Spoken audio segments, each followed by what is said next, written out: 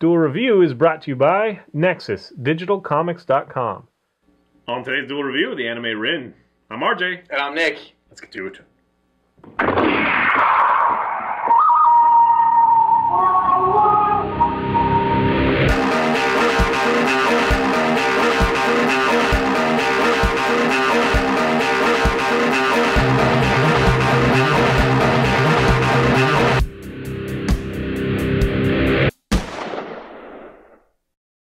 Today is November 8th, and we're taking a look at RIN, Daughters of Mnemosyne. That's right. Not sure how to say that.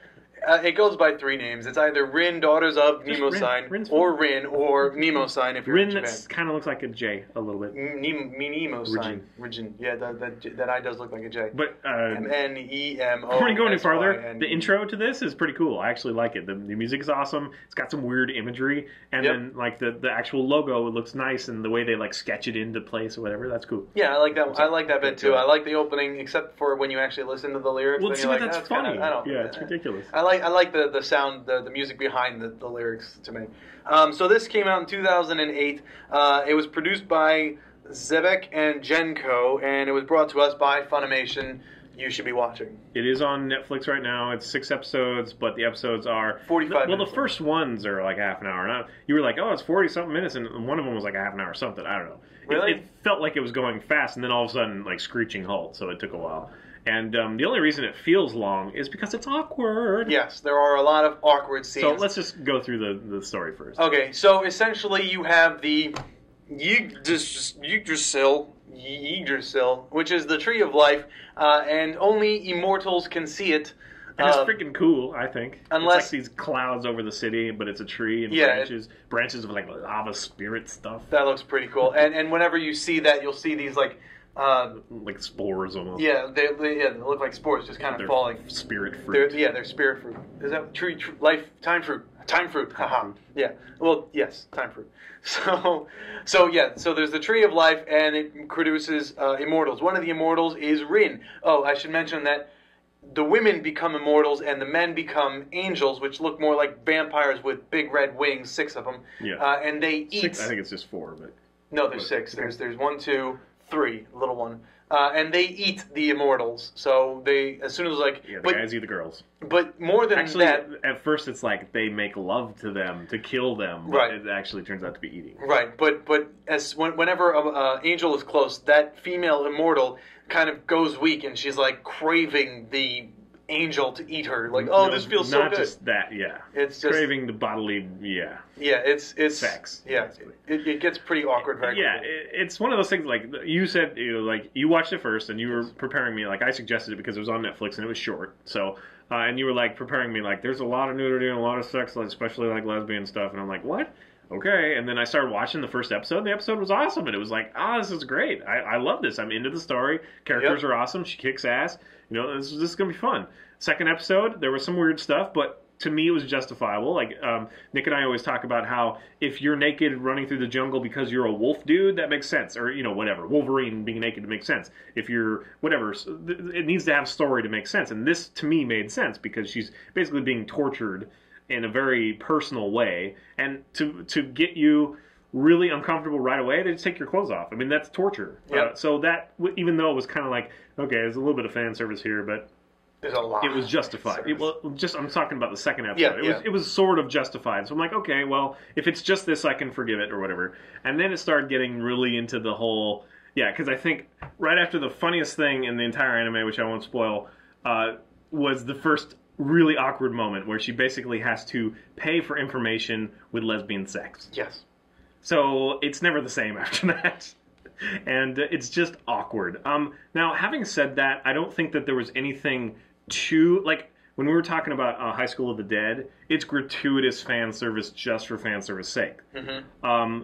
This one, to me, feels more like NC-17 rated R, like rated R movie, like a really heavy NC-17 or rated R movie. Yes. So it's a little bit more justifiable. It's not as, look at her vagina or her butt mound or whatever. It's not like that, or her breasts, There's a lot of breasts. There is, but it's not purposely for like fan service, like blouses exploding and whatnot. It has to do with the story, even though the story is kind of, there's a lot of like S&M stuff in there, which can be compelling. I mean, like some of it looks cool, like when you have somebody with chains like attached to them like through their skin and stuff, that's awesome, but they all happen to be girls, like every one of them, which is sad. But yeah, if you kind of look at it that way, and it's like, this is a really adult movie, then it's possibly... I don't know. I was still... edible? I was still offended. I really had to look past... I mean, I can't say that I'm not offended. I wish it wasn't there. But as opposed to the gratuitous fan service of High School of the Dead or whatever... Well, let's stick with that comparison. With High School of the Dead, I just stopped watching because, like, over the top, like, I just give up. Because they had, like, kids. Yeah. They had, like, under the skirt of a child. Right. Although you did have Mimi, who was childish, who looked like a child. But in any case, this one was definitely more compelling because the story was there. The story was very strong. In fact, I really dig the story. Yeah. Plus, the characters were interesting. So I looked past all of the, I haven't finished it yet, and I'm not sure I'm going to finish it because it is a little much. Honestly, I mean, I'm kind of defending it with one side, but it's too much for me. I'm just saying that it seemed to make more sense. Anyway, we haven't really gone over the story so much. Right, so let me get back to the story.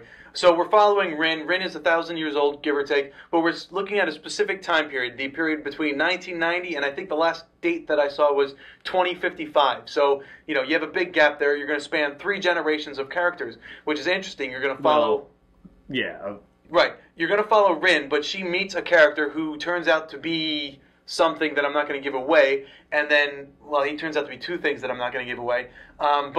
But he has a son, and then we follow the son's path, and then we follow the son's daughter's path. So you have the one guy, his son, and then his son's daughter. But there's like 3 generations. There's like 3 or 4 consistents. Right. Rin and her main counterpart, what's her name? Laura, the redheaded villain? Or are you talking about Apos, the white-headed... No, her buddy. Oh, her buddy is Mimi. Yeah, they run a detective service, and they're there through the whole time, and they've lived for a long time. They've been immortal for a long, long time.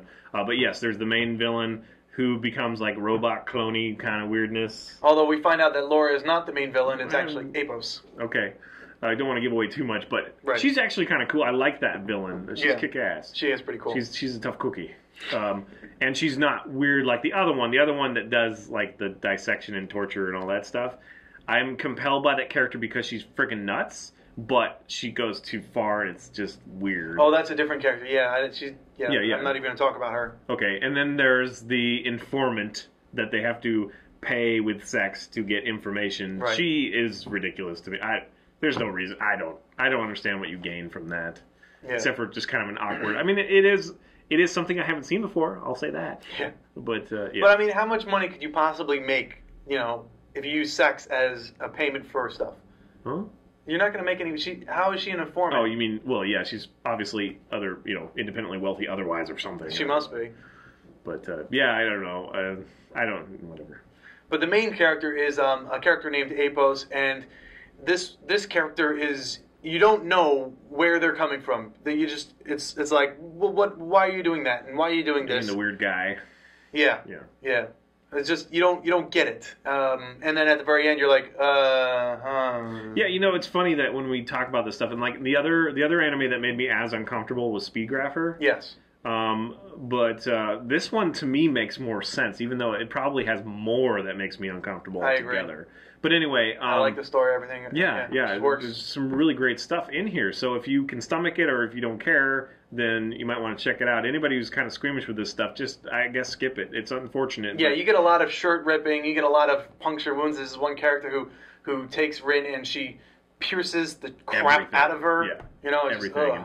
It is kind of interesting. I mean, it's so much like my version of hell, because like they're immortal, and the characters keep saying, well, how much pain do you suffer until you die, or like how much can I lop off of you before you die and come back, regenerate or whatever. And it's there's like this scene where she's been disemboweled and she's coming back together, and the human, the guy sees her and was terrified and shocked for life. One of the things that I thought was interesting that I don't think they've ever explained, but I really thought it was an interesting idea to me, was was maybe, and this isn't the case, which is unfortunate, but maybe when I first started watching it, this is what I thought.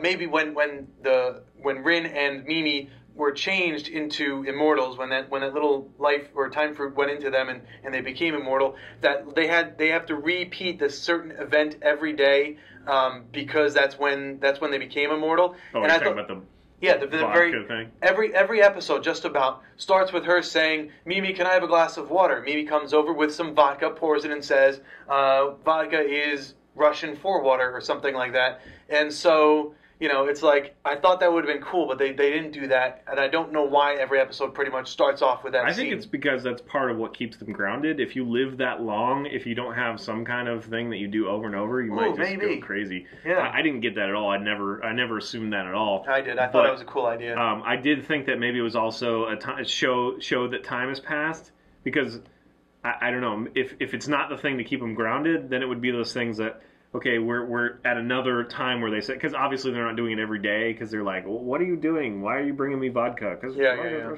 So it might show that months have passed or something. I don't know. Maybe you're right. Yeah, I didn't think about that. Yeah, I just had a cool idea and I ran with it until I found out that that's not the case.